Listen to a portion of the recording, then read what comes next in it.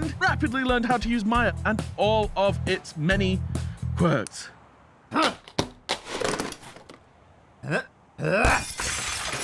How many is that? That's the fourth one today. On top of the switch to Maya, we also switched our render engine from Octane to Pixar's Renderman, which turned out to be way more work than we thought. And why did we do that, Dan? Because it looks very pretty, and all the other reasons are in this box. It's locked. Yep. So, to sum up, we were learning how to animate again, with lots of new ways of doing things, and the clock was ticking. And on top of that, we were figuring out what we were actually making, coming up with the concepts and pitching ideas, and everything else that normally goes into pre-production. But this video is about the technical issues, so with all this in mind, there were bound to be some small problems that worked their way into the videos. And almost all of them are things barely anybody would have even noticed. But it's still fun to find them. So, let's find out everything wrong with our videos! And this time it's the Minecraft Live 2022 announcement video. Before it was released, we called this video the Frog Stroll because the video revolves around these 3 frogs bopping along through the different Minecraft biomes. This wasn't the first idea for this video, but it was the most fun. And it looks like you guys thought so too, because the response this video got was huge. It also spawned a bunch of memes and musical edits that I can't really show here, but I'm sure you can find them. If you haven't seen the original video, you can find it right here. So, let's jump into the problems. First up is the very first shot of the video. We open with an underwater scene where we can see this little tadpole. He swims away and joins a giant swarm of other tadpoles to form the Minecraft Live logo. But if you follow him closely, he just vanishes. So this shot has a couple of parts. This guy is a full character rig, so it's controlled by an animator, but all of these other tadpoles are simulated because they have to swim into the shape of the Minecraft Live logo. If an animator had to do this by hand, we'd probably still be here today working on this one shot. So the idea was that by the time this little guy gets over here, he'd be swarmed by all of his simulated buddies and he'd get lost in the crowd. And originally he did, but after he'd been animated, we had to switch out the Minecraft Live logo with an updated version, which changed all of the swimming patterns of all the simulated tadpoles. And we didn't realize that he wasn't blending anymore.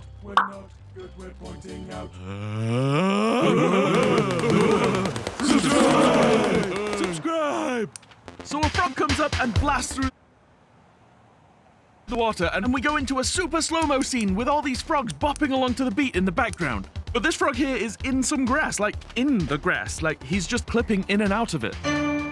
When this was first animated, this grass wasn't here, but the set went through a bunch of revisions and nobody noticed before it was sent to render. Whoops. Here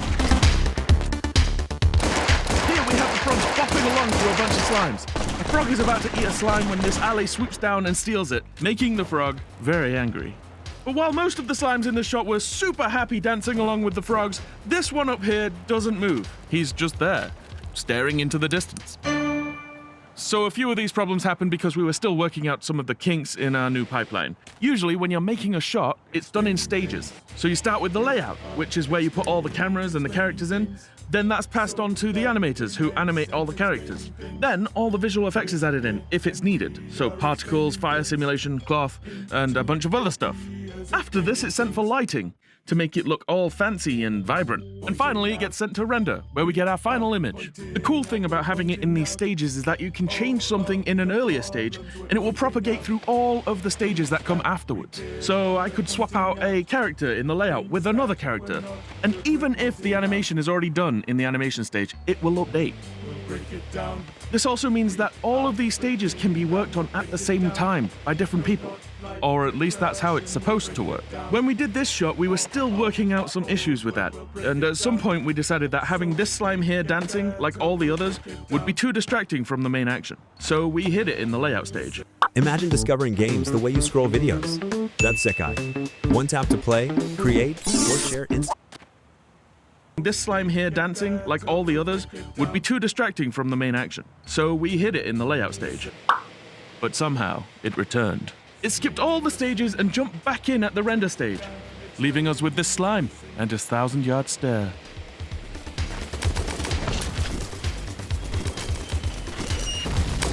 So throughout the video, this big chase in the background gets longer and longer, adding more mobs each time. But it always starts with the alley being chased by the frog. But in this one, the frog just isn't there. Also, there's a rabbit sat on a cactus in the background. That rabbit would be dead. Earlier Earlier in the video, we see the frog strolling through a savanna and then through this snowy mountain biome. There's nothing immediately obvious about these two shots until you look at the sky and notice that the clouds are exactly the same, just shifted over a bit. When we were first setting up these shots, the clouds were just this big, solid object. So to make it look like a different set of clouds in each shot, we'd bring the clouds in and shift it over to a random location, using a very robust, proven scientific method. So now a different area would be in front of the camera, and we did that with every shot. These two being so similar was just a huge fluke. One drawback to this method is that you have to remember to do it. Later in the video, the clouds in these two shots are exactly the same. So here we have the Arch Illager in the Minecraft Dungeon's throne room. He gets rudely interrupted by the crowd passing through, and on top of that, the frog eats the Orb of Dominance. So he storms down here only to get blasted into the air by the Stampede. But let's go back. If we go through frame by frame, we can see that he loses his legs. It looks like once the crowd hits him, his legs separate and start trailing behind him. I'm not 100% sure why this happened. It could have been animated that way, or it could be that the rig was updated after it was animated and didn't carry over properly. This magma cube, on the other hand, is about to become another problem. But it looks like we can't see it in the final shot, so that's fine. Next up, the frog stroll takes us through a bunch of different biomes. Did you catch that? That's 6 entire scenes in less than 2 seconds. And I have a lot of respect for everyone who worked on these shots because they were a huge amount of work. Each one needing set building, characters rigging, animation, all the particles and the lighting, and they all just flash by in an instant. But it looks amazing when they're all played together. But Dan, you worked on some of these shots too. I know. But there's one issue with this very last one in the end. We have all these Endermen and Endermites dancing along with the music and the chase going on in the background. But what's this? There's a rabbit just hanging out in the end with all these Endermen. The rabbit is part of the big chase in the background, and we animated all those chases in a separate file, so the main scene file wouldn't get super laggy. And for some reason, the animation just didn't carry over. He's just here, chilling. Next up, the mobs in the chase eventually make their way into an ancient city. But as they get there, the frog accidentally causes every skulk sensor in the city to trigger. Everything goes quiet, and darkness creeps in around the mobs. And suddenly, the warden blasts through, sending all of them flying, except one. The zombie is still stood here, completely unfazed by what just happened. And if we go back, it looks like he wasn't animated at all throughout the entire shot. That's not the only problem with this shot. Just as the warden blasts through, a light flashes onto all of the other mobs. And a couple of frames later, the hoglin has this weird shadow all across his face. So this happened because the warden has his own set of lights, and as he gets blasted away, he flies right through one of those lights, causing this shadow. What makes these two problems a little more annoying is that I had been staring at this shot for a while fixing another problem, so I really should have spotted it. But I was preoccupied with the floaty cube. The floaty cube was the absolute bane of my week. Every time this shot was sent to render, there it was, floating at us. All we knew was that it was appearing after the animation stage, and we tried everything we possibly could to find out where the floaty cube was coming from and why it was there. Until finally, I've done it! I got rid of the floaty cube, look!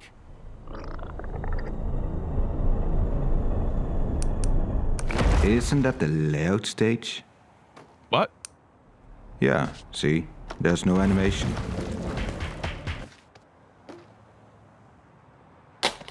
At this point, too much of our time and budget had been spent figuring out this problem, so we did what most governments do when they have a problem. We covered it up. The next scene is in the Minecraft Legends world. Minecraft Legends is a brand new game with a whole new style. So our chase blasts through, interrupting these piglins attacking a village. This doesn't stop our frogs, though. They stroll through while all the piglins are causing mayhem in the background. There's a few problems in this shot, and there's a lot going on, so it's hard to spot them. Right here, there's a piglin trying to smash his mace into the structure over here. But if he was just a little bit over to the left, we wouldn't see his mace popping out of the side here. This piglin rushes through and takes out a villager. But as he does that, this zombie intersects one of the lights that was attached to him.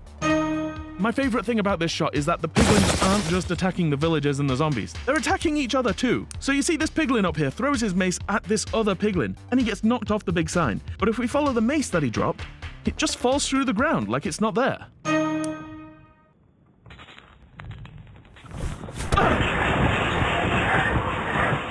Whoa.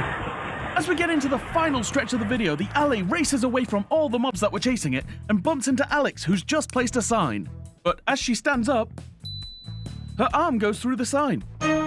So all the mobs catch up, but the alley stops them and shows them that this whole thing was to bring them all to the train to go to Minecraft Live. They take a beat to think about it. I mean, they were all super angry a second ago. But who can say no to a free ride to Minecraft Live? So the frog starts feeling it, and the beat kicks back in, and then everyone joins in, and everybody wants that train ride. So the first problem with this scene, and throughout the entire video in fact, is that the hoglin should be a zoglin. Well, except in the nether. But this is all because, in Minecraft, a hoglin can't exist for more than 15 seconds in the overworld. And considering it's part of the chase throughout, I'd say it's been a fair bit longer than that. And even if it hadn't been, he would be violently shaking all the way through. Another issue with this shot here is on the rabbit. He has this line through his leg. This is a problem with his bump map. Bump mapping is used to add extra surface details on a model, and it can look really convincing, but it's all an illusion. Here's a single polygon with a brick texture on it. It's pretty obvious that it's just a flat plane, but if we apply a bump map to it, it starts to look a whole lot more convincing. Mojang likes to include bump maps on the big animated videos because it adds a little bit more flair. It also gives a little bit more detail to catch the lighting on. Bump maps can look great, but make sure they're on the right model. Ooh, we're so bumpy. Before we go into the final shot, I want to talk about signs. So, near the start of the video, the frog chases the alley through this snowy landscape, angering this goat. But there's a sign in the background. And while the joke is fun, a few people were very passionate that the text on the sign should match the game and couldn't be centered the way it is on here. Now, I have my own extremely pedantic and not at all important feelings on Minecraft signs. And I'm gonna tell you about them. So the graphic designer in me sees the texture on a Minecraft sign like lines on a page, and there's 3 of them. So if I go into the game and place a sign down, just a note, so it might be really hard to see, but this is what my character normally looks like in the game. So I put a suit on for this video so you can see me. Hey guys, look! My coffee's floating again. This is why our projects take so long. Anyway, this is how it looks on a regular sign, which to me is the same as writing like this on line paper. I am, however, going to give us a ding for this because this video is an official video for Mojang. So really, it should be how it is in the game, even if I have opinions on it. You care far too much about this. I do. Hey, Chrissy! Chrissy! Chrissy, wake up! This better not be about Minecraft signs again. Never mind.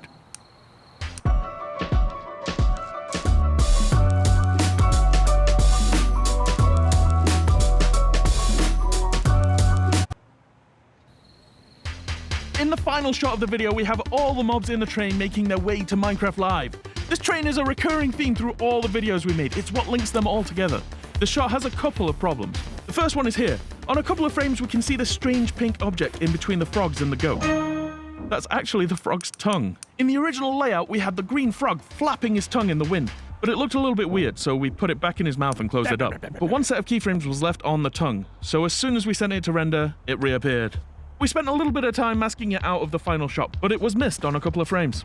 As the camera rises up into the sunset, before the Xbox Studios logo pops up, we can see some bright lights down here. And a few people were speculating on what that was, and it's a missing chunk. This world was so huge that we couldn't really play the file back until it was rendered because of how slow it made our machines. So what we normally do for shots like this is break the world up into chunks, so animators can only bring in the chunks they need. As we were turning all of them back on for the final render, this one was missed. So what you're actually seeing there is the sky coming through from underground. And finally, motion blur. Before it was released, we called this video the Frog Stroll because the video revolves around these 3 frogs bopping along through the different Minecraft biomes. This wasn't the first idea for this video, but it was the most fun. And it looks like you guys thought so too, because the response this video got was huge. It also spawned a bunch of memes and musical edits that I can't really show here, but I'm sure you can find them. If you haven't seen the original video, you can find it right here. And finally, motion blur. It wouldn't be an Element animation video without some motion blur issues. If you've seen our other videos in this series, you'll know that we usually do our motion blur after the renders are complete, and that comes with its own advantages and drawbacks. We were planning on using the full 3D motion blur in Renderman for this, but there was a huge bug in Renderman at the time, which didn't play nice with our rigs, so we had to fall back to our old ways. If you want to know why that happens, you can check it out in our other videos, but what that means right now is that we need to add a bunch more dings to the problem count. So the Minecraft Live announcement trailer total comes to... Wow, you know what? Considering everything that went into making this video, that's a win. That's an absolute win. Of course, there are probably more problems in there that we didn't spot, so if you do find any of them, let us know in the comments.